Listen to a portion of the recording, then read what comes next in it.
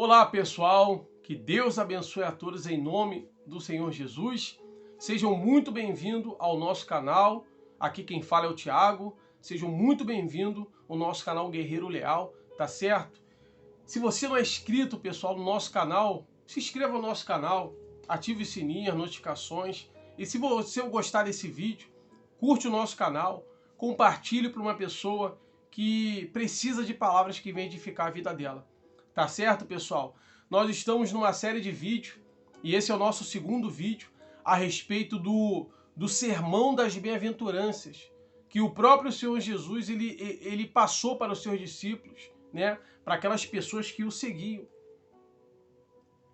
E cada sermão, pessoal, ele tem um objetivo de mostrar o que o cidadão do céu, que futuros cidadãos dos céus, né, que somos nós, tem que ter. É a constituição do cidadão do céu, o perfil. Quando você olhar para ver se uma pessoa é de Deus ou não, quais características que essa pessoa deve apresentar, que essa pessoa deve ter. Tá certo, pessoal? E hoje, para o segundo estudo, bem-aventurado os que choram. Se você tem a sua Bíblia, abra, por favor, no livro de Mateus 5, versículo 4. Mateus capítulo 5, versículo 4. O tema do nosso vídeo, do nosso estudo hoje, é bem-aventurado os que choram. Qual o objetivo desse estudo, Tiago? Porque muitas pessoas choram. O que mais a gente vê, pessoal, é pessoas chorando. Jovens, crianças, adultos. Muitas são as pessoas que choram e ainda vão chorar. Muitos são os que choram e ainda vão chorar. E dentro desse estudo, eu peguei muitas anotações que eu deixei aqui comigo, aqui, bem importantes, pessoal, que eu vou estar abordando nesse vídeo, tá certo? Então, o que é essa bem-aventurança, Tiago? Quem são esses que choram e serão consolados? Diz assim, pessoal: tenhamos sempre esses solenes exemplos em frente de nossos olhos, para nos lembrar de que muitos choraram, choram e ainda chorarão, mas nem todos serão consolados. Equivoca-se grandemente quem pensa que pelo simples fato de chorar e de se entristecer, poderá receber alívio da promessa contida na segunda bem-aventurança. Tá certo, pessoal? Então, muitas pessoas sofrem. Muitas pessoas sofrem por talvez viver na prática do pecado, por ainda não ter aceitado o Senhor Jesus Cristo como seu único Senhor e Salvador. Muitas pessoas sofrem. Muitas pessoas choram. E diz assim: prantear, lamentar, ela significa prantear, lamentar profunda e dolorosamente. Essa parte aqui, pessoal, mostra que quem será essa pessoa que será consolada? Quem será essa pessoa que chora, mas será consolada pelo Senhor Jesus? O perfil dessa pessoa é o seguinte, pessoal. Diz assim: ela significa prantear, lamentar profunda e dolorosamente. É um choro acompanhado de agonia e dor no coração, como um choro devido à morte do ente querido. Essa palavra remete a alguém tomado de tamanha tristeza, a ponto de não poder ser contido. Fala de uma dor de que não se pode ser escondida ou suprida. Como você sabe que uma pessoa foi regenerada? Uma das maneiras é ver sua sensibilidade ao pecado. Ela não deixará de pecar, não será perfeita nessa terra. Porém, um pecado toda vez cometido afetará profundamente a sua consciência, fazendo-la se arrepender, abandoná-lo e ter nojo de tudo que ofende a Deus. Tal pessoa não é indiferente, autoindulgente ou insensível, mas é alguém marcado por discernimento espiritual e asco contra o pecado. Esse choro, pessoal, esse choro é o nosso choro contra o pecado. O pecado é a coisa mais terrível que existe, pessoal. Não só no mundo, mas no universo. Você vê que o pecado ele não começou na terra, ele começou no céu. O pecado seduziu anjos e agora tem seduzido seres humanos aqui na Terra. Esse choro, pessoal, bem-aventurados que choram, é a pessoa que lamenta profundamente o seu pecado. É a pessoa que lamenta profundamente a vida errada que ela vive. Porque, infelizmente, pessoal, nós não deixaremos de pecar. É triste, mas é verdade.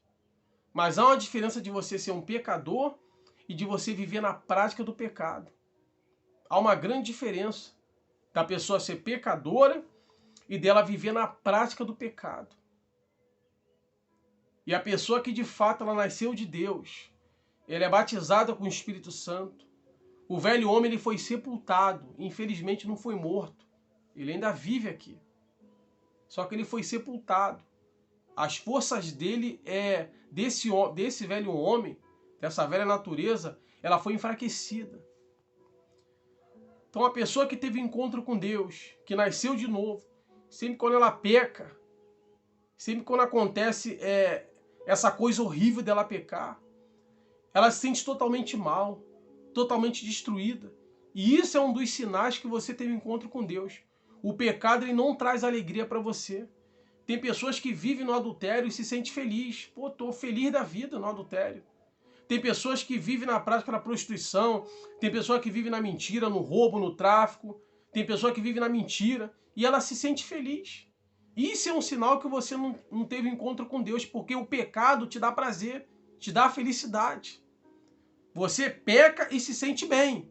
Isso é um mau sinal que você está longe de Deus e que você não nasceu de novo. Agora a pessoa ela peca e o pecado traz uma tristeza profunda para o coração dela. A pessoa peca, ela se sente mal, ela se sente um lixo. Aquilo traz uma coisa horrível para ela. E ela imediatamente corre para os braços de Deus, em lágrimas, não lágrimas de remorso, mas lágrimas de arrependimento. Se o pecado não te traz felicidade, não te traz prazer, mas se o pecado te traz dor, te traz vergonha, te traz tristeza, isso é um sinal que você teve encontro com Deus. Porque quando o verdadeiro cristão, ele não tem prazer no pecado. O pecado ele é um acidente na nossa vida. É um sacrifício imenso conviver com o velho homem. Porque esse velho homem, ele vira e mexe, ele quer se manifestar. Ele quer tomar posse de novo, ele quer tomar o terreno de novo.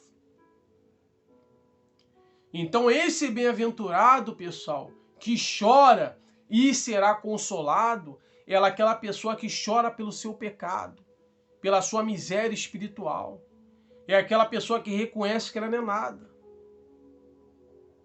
Muitas pessoas falam que os humilhados serão exaltados. Aonde que você leu isso?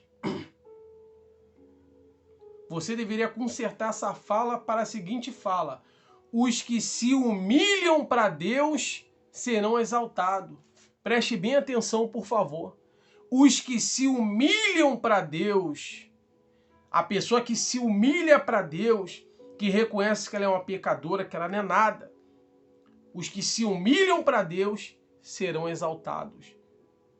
Porque muitos são humilhados e vão continuar humilhados porque escolhem viver na prática do pecado, escolheram viver longe de Deus. Os que se humilham para Deus serão exaltados. Tá certo, pessoal? E no livro de 2 Samuel 12, versículo 13, Davi, quando ele reconhece a sua miséria espiritual, esse choro pelo pecado, diz assim, pessoal: compadece de mim, ó Deus, segundo a tua benignidade e segundo a multidão das tuas misericórdias. Apaga as minhas transgressões, lava-me completamente da minha iniquidade e purifica-me do meu pecado, pois eu conheço as minhas transgressões e o meu pecado está sempre diante de mim. Pequei contra ti somente eu fiz o que é mal perante teus olhos, de maneira que serás tido por justo no teu falar e puro no teu julgar. Então, Davi, depois que o profeta Natã, através de Deus, fez ele lembrar do crime que ele tinha cometido, pessoal, o pecado é um crime, pessoal. Eu chego a me arrepiar. O pecado é um crime. Mas é um crime contra quem, Tiago? O pecado é um crime contra a glória de Deus. O pecado é um crime contra Deus. Por isso que o salário do pecado é a morte. A justiça de Deus exige que o pecado e o pecador seja julgado. O que o Senhor Jesus sofreu na cruz, a humilhação, até a morte, quem era para sofrer era eu, você. Nós que era para ter sido crucificado. Ter tido aquela morte vergonhosa. Então, pessoal, não se trata de mim nem de você. Tudo é Deus, pessoal. Eu estava ouvindo uma pregação de uma grande pregadora e ela disse o seguinte: qual a finalidade de ser cristão? Qual o objetivo principal de ser cristão? Qual o objetivo principal que Deus nos chamou? Deus não nos chamou, pessoal, somente para um dia nós viéssemos morar com Jesus no céu. Deus não nos chamou somente para que a gente viesse morar no céu com o Senhor Jesus, nem para que nós possamos ser um cidadão do céu, não. O principal projeto de Deus na vida do cristão é fazer que nós venhamos ser semelhante ao Senhor Jesus Cristo. Esse é o objetivo, pessoal. Que eu, que você, venhamos se parecer com Cristo. É como os discípulos do passado. Pela primeira vez, os discípulos foram chamados de cristãos. Está lá no livro de Atos. Se não me engano, é Atos 2. Me perdoa se eu estiver errado. Pela primeira vez, os discípulos foram chamados de cristãos. Por quê? Eles se pareciam com Cristo. Então, pessoal, prospere, tenha uma vida abençoada, tenha casa, tenha carro, tenha tudo, mas o principal objetivo de Deus em nossas vidas é que possamos se parecer com o Senhor Jesus Cristo. Em tudo, em plenitude, em santidade, em amor e em justiça. Esse é o nosso objetivo, esse é o objetivo de Deus. Então busque se parecer com Cristo. Se o senhor, a senhora, você, moça, rapaz, esse tem que ser o nosso principal objetivo, pessoal. Volte a dizer, prospere, conquiste, mas principalmente busque se parecer com Cristo nas suas atitudes, no seu dia a dia. Ter uma vida de oração, ter uma vida de jejum, ter uma vida da leitura da Bíblia. Que Deus vai te abençoar. Tá certo, pessoal? Bem-aventurados os que choram pelo seu pecado, os que choram pela sua miséria espiritual. Porque quando você reconhece, assim como Davi reconheceu, pessoal, e muitos outros, você será consolado. Eu anseio esse dia que Deus, vai me consolar. Vai me livrar de todo pecado, de toda imundícia, de todo mal. Eu espero que esse vídeo, que esse estudo, esse segundo estudo, Bem-aventurados que choram, ele venha ter abençoado a sua vida. Tá certo, pessoal? Que Deus te abençoe. Um grande abraço a todos vocês que são inscritos no nosso canal e você que está se inscrevendo, que vai se inscrever após ver esse vídeo. Seja muito bem-vindo a essa família de guerreiros leais a Deus, leais à fé, leais à santidade. Grande abraço e até a próxima oportunidade.